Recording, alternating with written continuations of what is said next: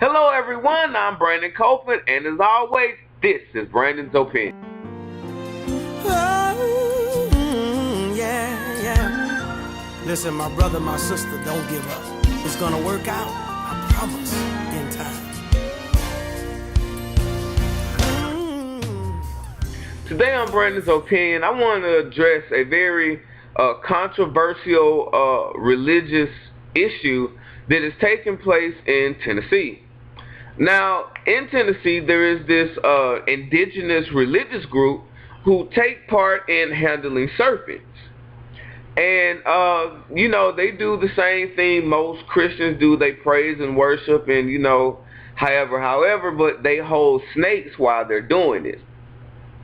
Now, of course, everybody's first reaction has been, oh my God, that's stupid, it's weird. Of course, there have been comments from the atheists saying that, they're no dumber than all religious people. And that's fine. But for those of us that are part of any type of religion and believe in, the betterment of mankind and not judging, I want us to understand something. And I want us to understand that, we always say that everybody's interpretation of the Bible is different, and man added this and man added that. So what I'm going to do is, I'm going to read the portion of the verse in which they derive from the Bible that tells them they should do this, but I'm also going to read the verse above it and the verse under it. It's found in Matthew chapter 16. Now, I'm going to start from verse 15, and I want us to understand that this is the sanction. This is what Jesus said to his disciples before he got ready to ascend into heaven.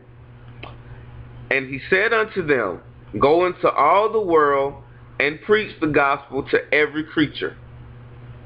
He who believes and is baptized will be saved, but he who does not believe will be condemned.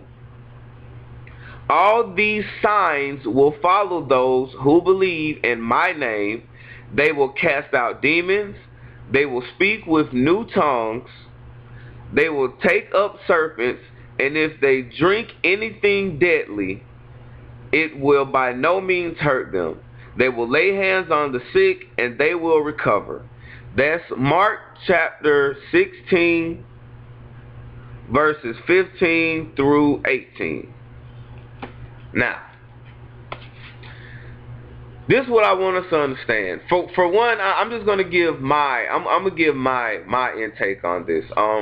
I feel that the Bible is very symbolic, because those of us who are familiar with the book of Revelations, we know that the Bible speaks of beasts emerging from the water, but when you translate it, you find out that beasts represent empires, so forth and so on. So the Bible is very symbolic. Now, I'm going to say no, I wouldn't do this, because I don't believe that God wants us to hold poisonous snakes in our hand while we're praising him, because I don't read where Jesus did it. And if anybody would have done it, Jesus would have. And mind you, this is just coming from a religious point of view. So I don't think that that's what they meant. But however, the Bible can be interpreted many different ways. Most all Christians agree with this theory. So with that theory in place, I want us to understand that, maybe they're not crazy. I mean, maybe they just have a different way of praising and worshiping God.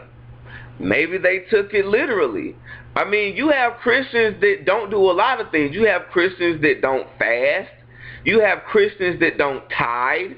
So just because they're doing something that they took literally, you're no better than them if, you're not doing everything. So with that being said, we may not agree with it, but let us not just cast these people off as just being lunatics, because we must be mindful that they are serving the same God that we serve, just in a different manner. I'm Brandon Copeland, and that's my opinion.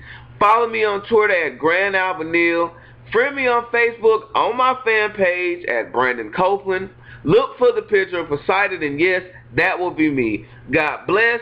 I'll see y'all next time, and as always, judge not that ye not be judged.